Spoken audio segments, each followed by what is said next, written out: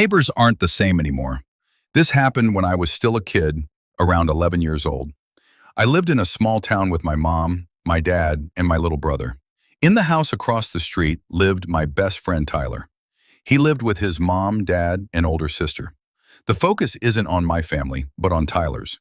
They were chaotic. The father was an alcoholic, constantly arguing with his wife. The mother was almost always in a bad mood. There was always something to stress about. And the older sister, she was going through that rebellious teenage phase. She isolated herself in her room, blasted loud music, and complained about everything.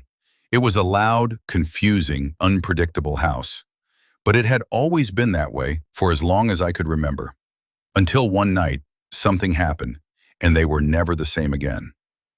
I woke up in the middle of the night needing to go to the bathroom. As I passed by the window, I saw that the lights downstairs in Tyler's house were on. When I came back, Mrs. Mason was in the backyard. Probably the cat had escaped again. Wouldn't be the first time. I watched through the window as she called out the cat's name. The night was cold, the street drowned in darkness. She wore one of those classic mom robes from old sitcoms, and the sound of the wind rustling the trees was the only thing to be heard. Until a loud clatter of metal echoed from the back of the house. I froze. She hesitated, then decided to go check it out.